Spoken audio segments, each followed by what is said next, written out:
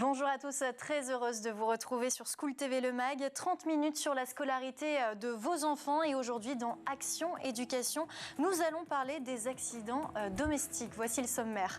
Les accidents domestiques sont la première cause de mortalité chez les jeunes de moins de 16 ans. Elles provoquent 20 000 morts chaque année en France. On en parle dans un instant avec Mathilde Wessels. Quels sont les lieux à risque? Est-il plus dangereux de rester à la maison que de conduire? Quelles sont les recommandations pour prévenir ces accidents? Nous le verrons. Puis nous parlerons avec nos invités des interventions dans les écoles. Des formations existent pour les élèves afin de les sensibiliser à la sécurité et de leur apprendre les gestes de premier secours. Nos invités, ils sont là, ils sont en Skype. Philippe Ramage, bonjour, vous êtes membre de l'unité de la Croix-Rouge de la Flèche dans le Pays de la Loire, et Jean-Michel Leroy, vous êtes bénévole de l'unité de la Croix-Rouge de la Flèche. Vous intervenez dans les écoles, notamment auprès des élèves de CP, de CE1 et parfois de la grande section de maternelle. Merci d'être avec nous. Tout de suite, on passe à la loupe de Mathilde Wessels.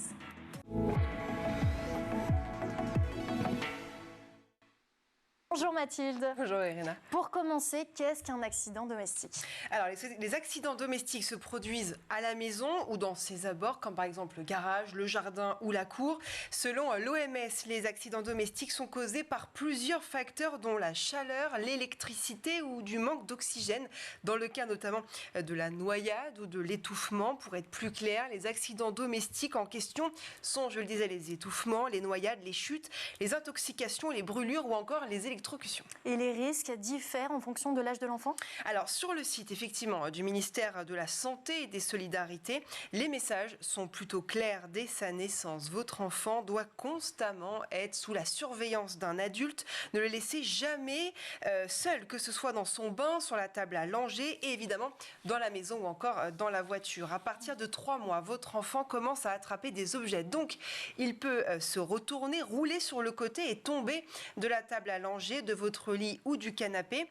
Entre 4 et 6 mois, votre enfant commence à se tenir assis, mais il n'est pas encore capable pour autant de garder son équilibre. Donc, faire très attention. Et puis, entre 6 et 9 mois, votre enfant apprend progressivement à se déplacer en rampant et en marchant à 4 pattes. Et là, le risque, c'est qu'il prenne un objet en main, qu'il le porte à la bouche. Le risque, évidemment, c'est qu'il s'étouffe. Et puis, enfin, entre 9 et 18 mois, là, votre enfant, donc, il commence à marcher, il explore le monde qui l'entoure, il comprend progressivement aussi la signification du mot non, et le risque, c'est la chute dans les escaliers, les brûlures dans la cuisine et les produits ménagers qu'il pourrait potentiellement avaler.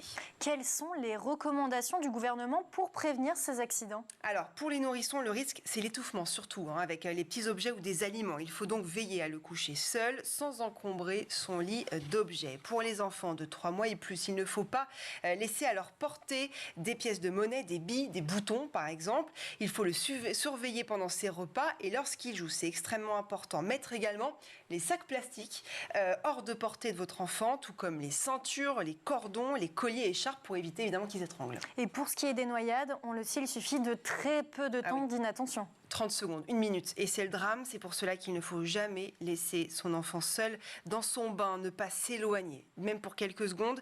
Pour les chutes, il est conseillé d'installer des barrières de sécurité en haut et en bas de vos escaliers et d'attacher aussi votre enfant lorsqu'il est assis sur sa chaise haute. Ne pas laisser de produits d'entretien ou de médicaments à la portée de votre enfant. Évidemment, évitez de laisser les couteaux traîner ou autres objets tranchants. Vous pouvez retrouver d'ailleurs toutes ces recommandations sur le site du ministère de la Santé. Et on termine avec quelques chiffres? Oui, d'après Santé publique France, ces accidents domestiques sont à l'origine tout de même de 20 000 décès chaque année en France.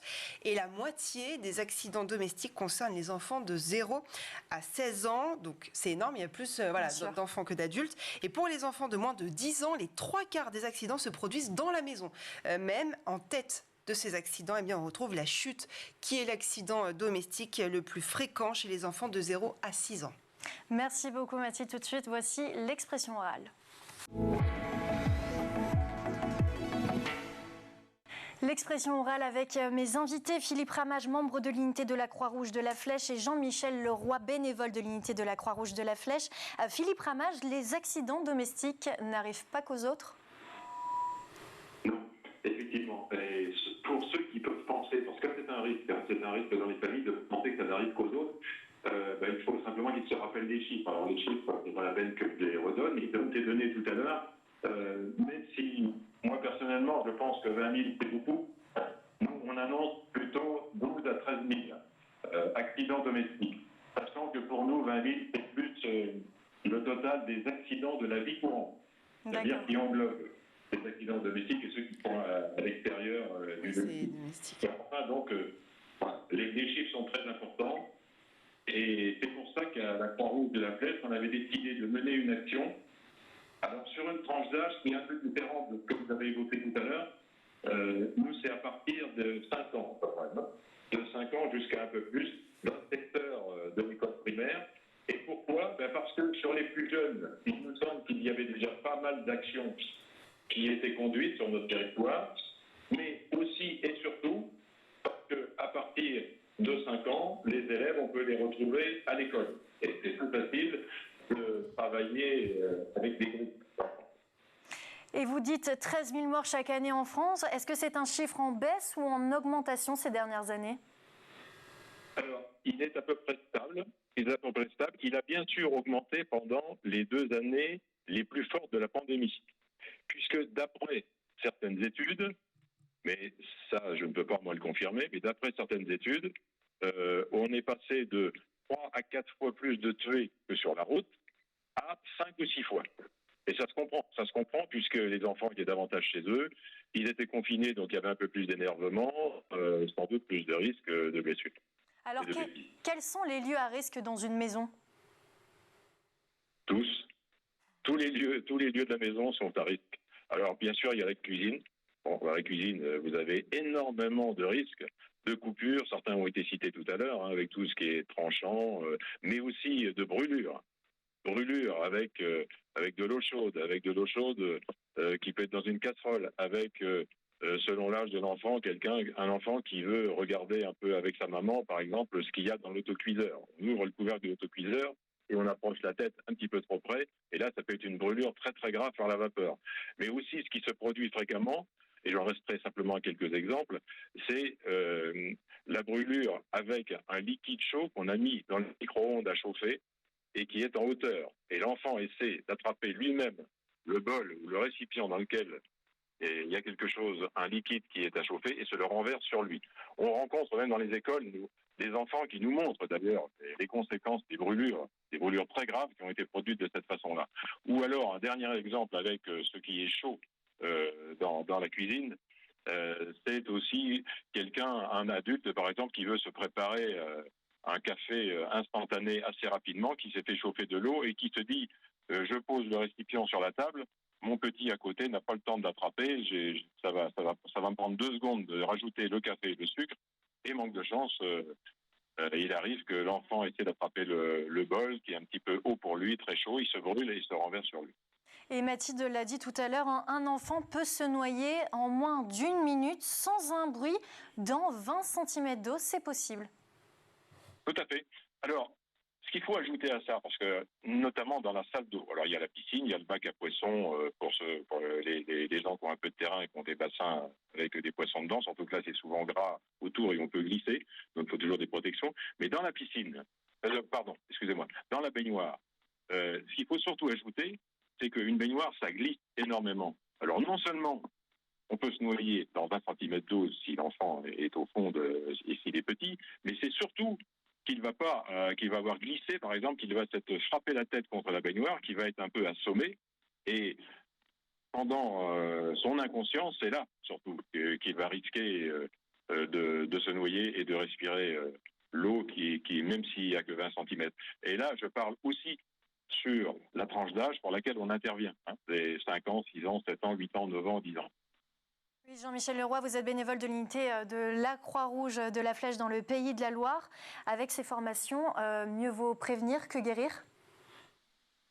Oui, évidemment. Et donc, le discours que l'on peut délivrer aux enfants, c'est aussi un discours pour les parents. Donc, d'ailleurs, il y a une concertation entre les parents et les enfants sur le discours. Lorsque les enfants rentrent le soir de l'école, ils communiquent beaucoup avec les parents, ce qui permet de faire avancer les choses au niveau de la famille aussi.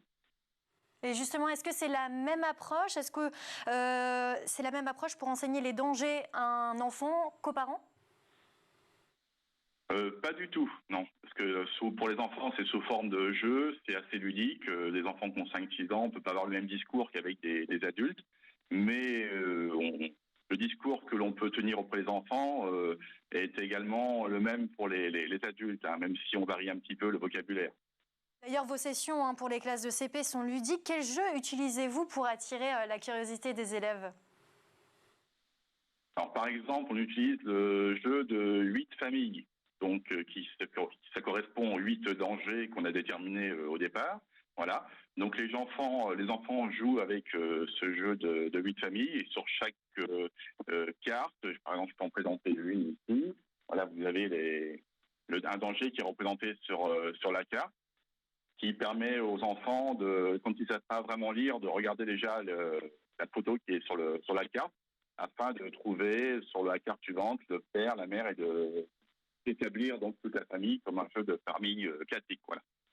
Il est important, si vous voulez, comme c'est un sujet un peu anxiogène vis-à-vis des enfants, de travailler sur des choses très concrètes, légères, avec humour, le jeu. Et c'est pour ça qu'on a opté pour ce type de pédagogie-là. Donc on a conçu une dizaine d'outils pédagogiques comme ça, locaux, au niveau de l'unité locale de la Croix-Rouge. La scolarité que l'on mène là, et je peux vous le dire sans trop de prétention, elle est unique. Elle est unique par sa durée, et puis également par le contenu, puisque tous les outils pédagogiques ont été conçus par nous-mêmes. Combien de temps durent les sessions de formation? Alors, ça varie selon l'école et selon la période de l'année, puisque bien sûr, si par exemple on intervient un lundi, quelquefois il y a des lundis fériés, etc. Donc, en moyenne, c'est 9 à 10 séances de 2h10. Oui. Pour chaque enfant. Hein. Et les enfants sont réceptifs à cette formation grâce à ces jeux ludiques? Oui, c'est absolument formidable. Comme le disait Jean-Michel tout à l'heure, on a le retour des parents. Les parents nous en parlent énormément. Et puis, on voit bien que les écoles nous sollicitent de plus en plus. On ne répond pas à la demande qui nous parvient tous les ans. On n'arrive pas.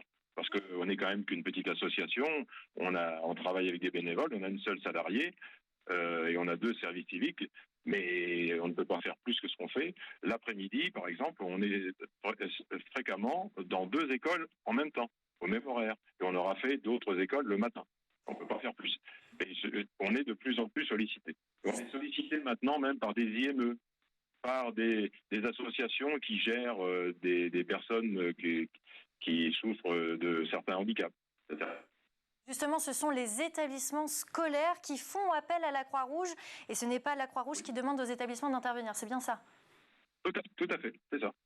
Tout à fait. Nous, on a fait une proposition en 2015 à une école pour tester, pour savoir un peu où on allait, si ce qu'on proposait allait intéresser les enfants, les parents, les enseignants, les élus, etc. Et on a eu l'intervention de 2 journaux, Ouest France et Le Maine Libre, plus FR3 qui est venu faire un reportage, et là, ça a littéralement explosé. Et à partir de là, la Croix-Rouge n'a plus qu'à répondre, quand elle peut, aux sollicitations des écoles. Alors, quelles sont les principales règles à savoir? Oula, alors là, il y a beaucoup de règles. Hein. Si vous voulez, nous, on travaille risque par risque. Et ce qu'il faut surtout, c'est on attire l'attention sur des situations concrètes dans lesquelles les enfants se retrouvent. D'ailleurs, ça entraîne des partages. Hein, certains nous racontent des anecdotes, des vécus, hein, des choses, quelquefois d'ailleurs, c'est extraordinaire. Alors qu'ils sont peut-être un peu enjolivés aussi, je ne sais pas. Mais donc, on travaille sur des situations concrètes, et c'est à partir de toutes ces situations concrètes que l'on préconise des conseils au travers des jeux, etc. Si vous voulez, on n'a pas une règle générale. La règle générale, c'est surtout de dire continuez à vivre, continuez à vivre vos activités avec passion. La prévention, c'est surtout pas de dire bon, il faut tout arrêter parce que tout est dangereux. Non, pas du tout. Au contraire, allez-y, mais soyez vigilants. Alors ça, on s'adresse aussi aux parents. Soyez vigilants et puis prenez un minimum de précautions. Et donc, action par action, on dit très concrètement quel type d'action, quel type de comportement il faut avoir. Par exemple, j'en cite un, et bien d'autres, vous en citez des dizaines, bien sûr, hein, je vais vous en citer un, qui est par exemple dans la cuisine. Et peut-être que les adultes qui sont en face de moi, là, peuvent être concernés. Quand on fait griller du pain le matin, certains retirent le pain grillé avec un couteau ou avec une fourchette. C'est dangereux à deux titres. On peut se faire électriser et on peut se brûler. Eh bien, sur un cas comme ça, on explique à l'enfant que ce qu'il faut, c'est que le pain soit retiré avec une pince, comme une pince à cornichon. Alors, on préconise le bois. Ça peut être une pince en plastique, mais par les temps qui courent, on préconise le bois. Voilà. Et puis, l'enfant qui descend l'escalier souvent en courant quand il y a un escalier chez lui et en chaussettes, bon ben voilà, on lui explique qu'il faut surtout pas descendre en courant, ni en chaussettes, ni les bras chargés, parce qu'il faut toujours voir où on pose les pieds. Et puis, les enfants discutent avec vous, échangent avec vous, vous disent moi j'ai fait ça, ma sœur fait ceci, fait ça. Et puis, on a le retour par les parents. On sait que les enfants ont assimilé, et même chez eux disent attention, la Croix-Rouge a dit qu'il fallait surtout pas faire ça. Philippe Ramage, vous avez également réalisé un guide illustré avec la collaboration de Zoé Figeac sur la prévention des risques au domicile intitulé Famille Stop Danger. Un ouvrage, c'est aussi instructif que les sessions de formation. Pourquoi avoir fait ce guide?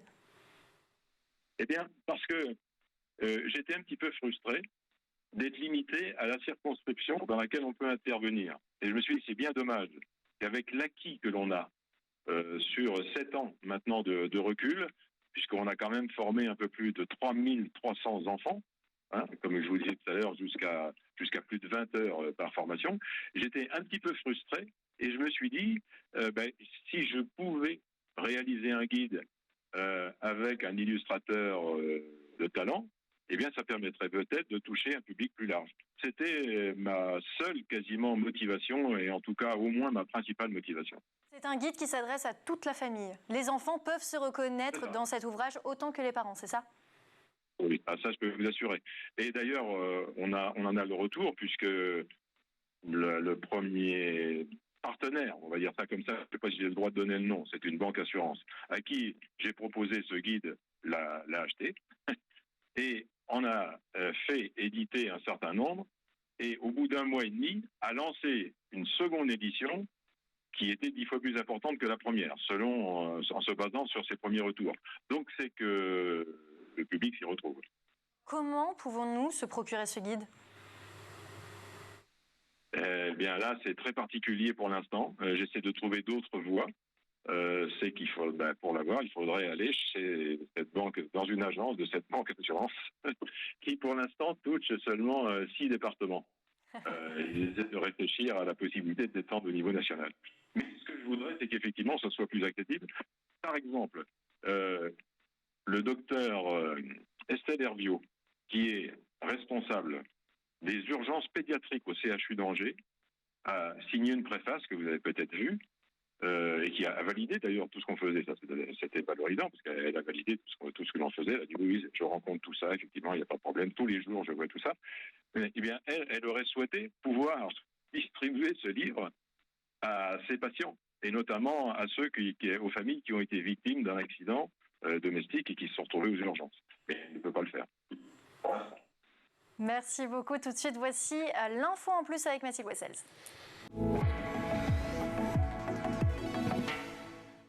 Et Mathilde, vous allez nous parler pour cette info en plus d'un camion de pompiers transformé en véhicule pédagogique pour faire de la prévention sur les accidents domestiques. Oui, je trouvais que c'était une super idée, effectivement. C'était le 14 et 15 novembre dernier. Tous les élèves de primaire de l'école publique d'Élian, située en Bretagne, ont visité ce fameux camion de pompiers complètement revisité. Vous le voyez sur les images. Et il s'appelle désormais le Preventi. Et dans ce camion, on retrouve les pièces principales de la maison avec les façons de réagir aux accidents domestiques et notamment au risque d'incendie. Ah oui, on est comme dans un camion de pompiers. Les enfants ont été mis en situation donc d'un incendie et les pompiers leur ont expliqué les bons gestes à réaliser. Une super action qui devrait, à mon humble avis, faire le tour du pays quand même, parce que je trouve que c'est pas mal ce camion où les enfants vont dedans, on voit les pièces de la maison et ça peut être plus facile pour eux après de réagir. Exactement, Jean-Michel Leroy, que pensez-vous de cette action ? Je trouve que c'est très bien, il faut que ça soit diffusé sur toute la France, parce que c'est vrai que là on est un petit peu des petits Gaulois, chacun de son côté. Mais déjà, le fait que les familles prennent conscience des dangers, ça peut faire avancer les choses. Hein. Mais bon, 300-400 enfants, c'est bien, mais il faudrait que ce soit des milliers d'enfants chaque semaine qui soient concernés par cette activité.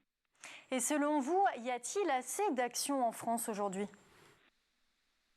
À ma connaissance, non, il y en a pas assez, c'est bien évident, quoi. Parce que quand les enfants interrogent leurs cousins qui habitent à 400-500 km, les autres enfants n'ont pas les mêmes connaissances et puis n'auront pas, parce que dans les écoles où ils vont, il n'y a pas de formation de ce genre. Il peut y avoir des formations très rapides pour les élèves de CM, CM1, CM2, mais ça va être 1h30, 2 heures dans l'année, quoi. Mais c'est pas suffisant. Sur les gestes de premier secours, ce qui est insuffisant aussi. Hein. Mathilde ? Oui, parmi les accidents les plus répandus, notamment l'été, pendant la canicule, c'est l'oubli des enfants, des bébés dans les voitures. Est-ce qu'il faudrait renforcer la prévention à cette période-là, à partir du printemps et tout l'été, pour que les parents fassent peut-être plus attention? Et puis comment aussi expliquer ces oublis qui sont dramatiques? Oui, là c'est sûr que c'est de la prévention, c'est de l'information. Il faudra insister, mais il y a tellement de causes aussi d'accidents que c'est difficile, parce que la population peut finir par être un peu assommée par la masse d'informations, de prévention qui est diffusée. Mais pour des choses comme ça, il faudrait tenter d'informer au maximum, et puis d'informer soit directement les parents, mais aussi d'informer via les nounous, via les nourrices, via l'école maternelle pour les tout petits, via la crèche, peut-être avec des petits supports ludiques. C'est extrêmement difficile de savoir ce qui sera efficace, quoi, hein, parce que c'est heureusement, d'ailleurs, ça ne se produit pas trop souvent, mais c'est trop souvent, mais je veux dire, ça ne se produit pas des milliers de fois, mais c'est encore trop souvent. C'est difficile de toucher toute la population. Et puis je pense que ceux à qui ça arrive, en plus, ils étaient à la limite, ils étaient sensibilisés, mais on ne sait pas trop pourquoi. Il y a eu un oubli, il y a eu un moment, il y a eu quelque chose qui s'est produit et qui fait que il y a eu l'accident. Et qu'est-ce que vous ou l'État pouvait faire de plus pour être plus performant et éviter davantage les accidents domestiques? On sait que vous en faites beaucoup, mais qu'est-ce que vous pouvez faire encore de plus, ou même l'État? Alors l'État, ce qu'il faudrait qu'il fasse, c'est à mon avis inscrire dans le programme scolaire un programme de prévention sur les accidents domestiques, parce que c'est quand même pas rien, quoi. Les accidents domestiques, c'est quand même 3 à 4 fois plus de décès que sur la route. Et là, je trouve qu'effectivement, on ne fait pas suffisamment de choses. Moi, il y a eu la période du Covid, là, mais j'avais tenté de contacter le ministre de la Santé pour essayer que quelque chose soit fait dans les écoles. Alors, on m'a répondu qu'il y avait quelque chose de fait. Sauf que c'est prévu, mais ça n'est pas vraiment mis en application. Et j'ai un jour rencontré une jeune élève, qui avait vécu ça. Elle venait d'une autre région. Mais elle se rappelait qu'une dame était venue pendant à peu près 3 quarts d'heure dans la classe, mais elle ne se souvenait absolument de rien. Voilà. Donc, il faudrait qu'il y ait quelque chose d'assez solide, un peu comme peut-être ce qu'on peut faire nous dans les écoles, là, avec du concret, etc., et que ça fasse partie vraiment du programme scolaire. Jean-Michel Leroy, vous vouliez dire quelque chose juste avant? Oui, donc on a préparé des documents qui sont affichés qu'on présente aux enfants. Il faudrait que ça puisse être diffusé un peu plus souvent, dans plus d'écoles. Par exemple, là, c'est sur la chute fracture. Donc, je ne sais pas si vous voyez. On ne voit pas très bien, mais on... Oui, donc, ça permet de sensibiliser les parents et les enfants. Beaucoup plus. Et donc, en même temps que les formations dans les écoles, donc on délivre à la fin de la formation quelques documents physiques, papier. Les enfants ont pu faire du coloriage, coller des étiquettes qui se rapprochent à tous les dangers. Voilà. Puis à la fin, il y a un quiz. Donc ça, c'est remis aux enfants en fin de parcours avec ce qui ressemble à un diplôme. Ça, ils le transmettent aux parents et la famille peut en prendre connaissance également. Voilà. Ce qu'on a tenté de faire, et ça a marché quand on a réussi à le faire, mais on a des petits moyens, les moyens d'une petite association, c'est d'inviter les parents à la dernière séance. Mais c'est pas toujours facile parce que c'est un peu sur le temps de travail des parents, mais ça a un succès fou à chaque fois. Et puis, alors, on essaie vraiment toujours de faire plus. Et quand vous me demandiez ce qu'on pourrait faire au niveau national, c'est des choses qui pourraient être prises au niveau national. Par exemple, on a expérimenté fin 2021, et on va tenter de le faire là, on va tenter de reprendre parce que ça a eu un succès fou encore, c'est de faire une formation aux gestes qui sauvent par binôme parents-enfants. Parce que tout ça, c'est une histoire de famille. C'est une affaire de famille. Donc, on a formé avec des volontaires 9 binômes pendant 5 séances le samedi matin. Les binômes étant composés d'un parent et d'un enfant. Et ça leur a beaucoup plu. Et pour vous dire que ça leur a tellement plu que sur les 18 participants, il y en a 11 qui, d'un coup, ont souhaité aller jusqu'à la formation du PST1. Alors qu'avant, ils n'y pensaient même pas, si vous voulez. Et dernière question, enfin, petit rappel, quels sont les numéros d'urgence à appeler en cas d'accident domestique ? Alors, je l'ai, Jean-Michel. Donc, alors, vous avez le 15, évidemment, donc le SAMU, le 18 pour les pompiers, le 17 pour la gendarmerie ou la police, suivant l'endroit où on peut se trouver.